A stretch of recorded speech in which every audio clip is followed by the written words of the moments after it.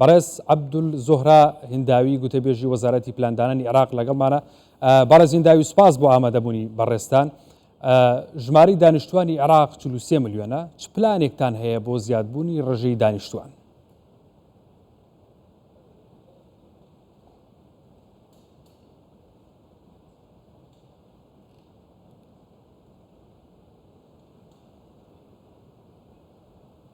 شكرا جزيلا.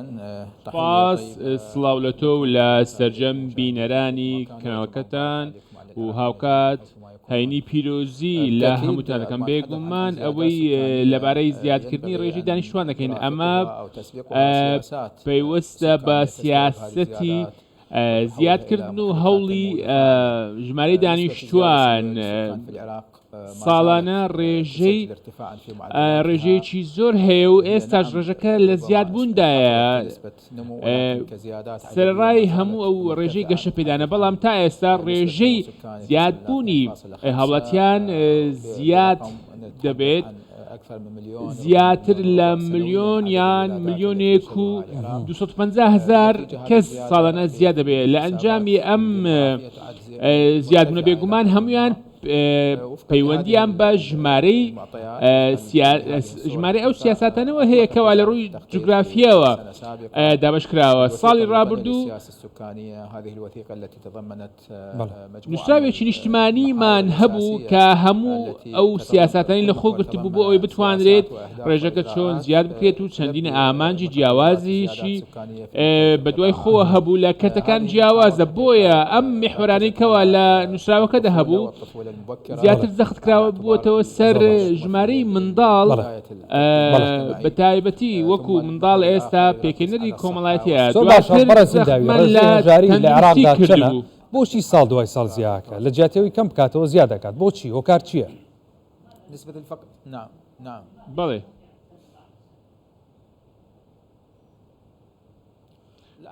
بەڵێ لە ڕاستیدا ڕێژەی هەژاری هەندێک هەڵبەز و دابەزی بەخۆیەوە بینیوە. لە چەندین ساڵ هەڵبەز و دابەزی بەخۆ بین، چونکە ئەو دۆخی عێراق تێیدا تێپەڕەوە بێگومان ئەمە کارگەری هەبووە. لە ساڵی 2012 بۆ 15 کەم بووە، بەڵام بەهۆی دۆخی ئەمنیەوە، بەهۆی ئەو کۆچێکەوە لە عێراق هەبوو، بە تایبەتی بەهۆی داعشەوە ئەم ڕێژەیە زیاتر بووە، بۆ 18 تا 19 زیادی کردبوو بەهۆی کۆڤیدەوە. هاوکات دوای کۆڤیدیش خۆتانزان قەیرانێکی گەورەی ئابوور هەبوو. ئێستا ئەوەی کەوا تۆمار کراوە قسەی لەسەر دەکرێ لە سەدا 21، بەڵام بۆ چون و پێشبینەکانی ئێمە ئەوەیە کەوا ڕێژەی هەژاری دابەزیوە لە ساڵی ڕابردووە تاوەکو ئێستا لە ئەنجامی ئەو سیاسەتەی کەوا حکوومەتی عێراق بۆ پاڵپشتیکردنی هەژاران گرتوویە تێبەر. هاوکات چەندین ڕێکاری جیاوازیش هەیە لەبارەی ژمارێکی زۆر لە کرێنشین لە عێراقا هەیە. هۆکاری بەرزی زۆری ئەو کرێنشینانە چییە؟ و هۆکاری بەرزی کری خانوبەرە لە عێراقا زۆر بەرزە. هۆکارەکەی چییە؟ چەند خانوگەڕێک لە عێراقا بە هەڕەمەکی دروست کراوە؟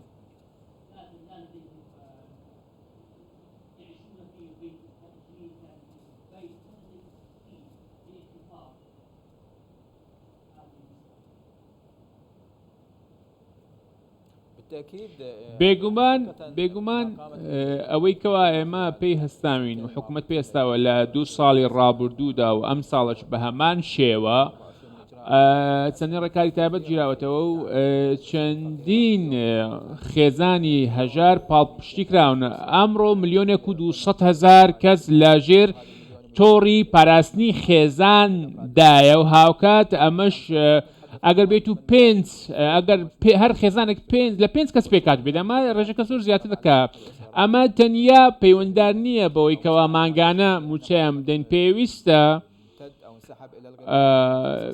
خۆراکیشیان بۆ دابین بکرێت لە ڕێگەی پشلەی خۆراکەوە وەکو خێزانی هەژار، جگەلەوەی کەوا ئەو هاوکاریانەی وەردەین. لەلایەنی دیکەشەوە منحەیەکی مادیمان بۆ ئەو هەژارانە و خانەوەدە هەژارانە دابین کردووە کەوا دەیانوێت منداڵەکانی خۆیان بنێرن بۆ قوتابخانە واتە ئەمەش ماگانە پارەیان دەدرێت بۆ ئەوەی بتوانن خوێندنی خۆیان زیاتر بەردەوامی پێ بدەن و لی دانەبڕێن بێگومان ڕێکاری دیکەش هەیە بۆ ئایندە لە کەرتی نیشتە جێبوون لە کەرتی تەندروستی و لە چەندین کەرتیجی کە بۆیە دەمانەوێت چەندین شوێنی نیشتە جێبوون بۆ هەژاران دروست بکەین لە پێناو ڕزگارکردنیان ئەمە بێگومان هەموو لە چوارچێوەی پاڵپشتەکانی حکوومەتە بۆ ئەوی بتوان هەژاران ڕزگار بکەین. پارێزگای عێراق کام پارێزگایە؟